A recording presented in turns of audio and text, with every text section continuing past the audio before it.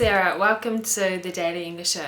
It's the 1st of October and I was going to do the draw today for this CD, but there are no names in the hat, so that's going to roll over to next month. I'll talk more about that next week, but for now, go and become a TDS member, support the Daily English Show, and all of your dreams will come true. It's Wednesday, so it's time to study a mistake that we can learn from. Today I was reading an article on CNN about Sarah Palin. It was talking about how her attempts at interviews have been disasters.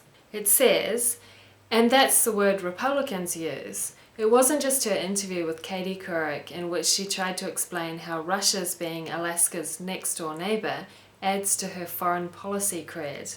In a Saturday Night Live skit, Tina Fey used Palin's exact words to mock her. Yikes. And how about after the first presidential debate when she told reporters that McCain did awesome? Cringe. So what's wrong with saying McCain did awesome? Why would the writer cringe at that? It's because awesome is an adjective. She should have used an adverb like well.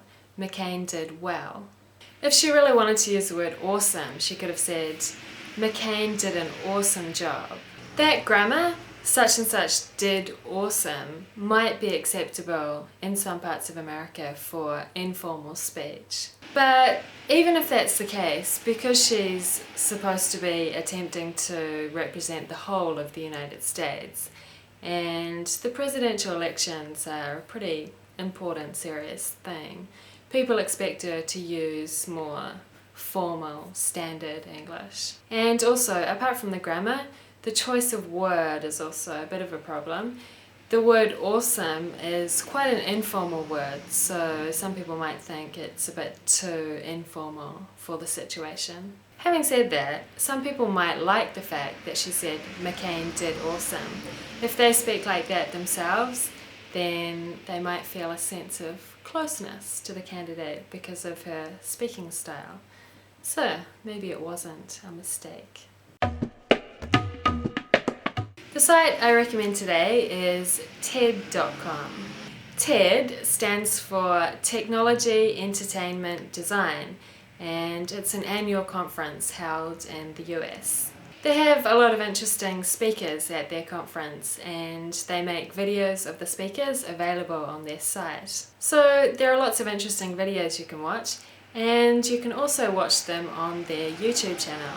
They have almost 300 videos on their YouTube channel. I've only watched a few and I think some of them are more interesting than others. So if you see any that you recommend, please tell us. Leave a comment with the name of the video. Kia ora, in Stick News today, a teenage girl who won £7 million in a lottery screamed so loud that her dog bit her on the bottom. An 18-year-old girl from England bought a ticket in the Euro Millions lottery. She said it was only the second time she'd bought a ticket. She was tempted to try after hearing that the jackpot was more than £100 million. She checked her ticket and found the winning numbers. My mum called the National Lottery line, and it was only then that I realised I had won a share of the jackpot, she said. We were both screaming so loudly that my dog didn't know what was happening and bit me on the bottom. The girl is planning to start a law degree in 2009. She said she would spend the money on a trip to Egypt and a car, then share the rest with family and friends. And that was Stick News for Wednesday, the 1st of October. Kia ora. Today's word is cringe.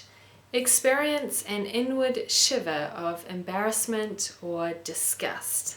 I just searched for cringe Sarah Palin on Google and got 88,000 hits. Here are a few of the headlines. Why Sarah Palin makes women cringe. Palin sends the cringe meter off the dial. Palin Katie Couric interview, cringe-inducing.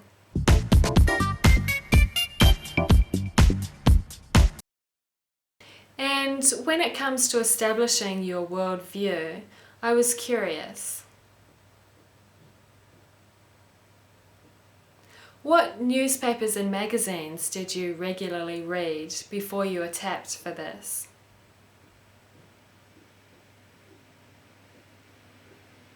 To stay informed and to understand the world. Like what ones specifically? I'm curious that you...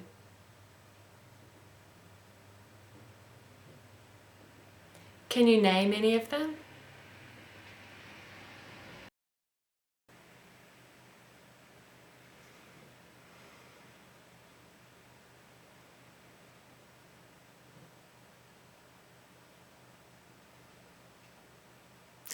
I've read most of them again with the greater appreciation for the press, for the media.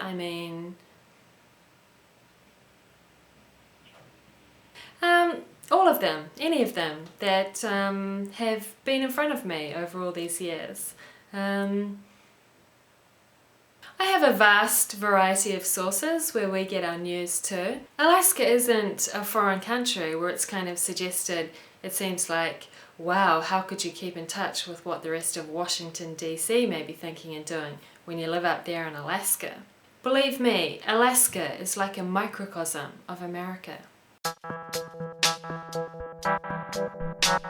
To laugh at somebody, something in an unkind way, especially by copying what they say or do. A. Awesome. B. Cringe.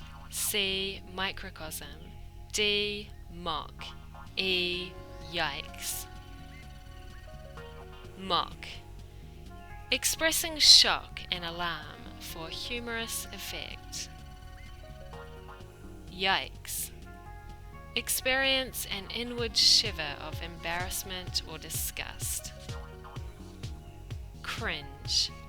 A thing regarded as encapsulating in miniature the characteristics of something much larger. Microcosm. Excellent. Awesome. And that was the Daily English Show. See you tomorrow. Bye.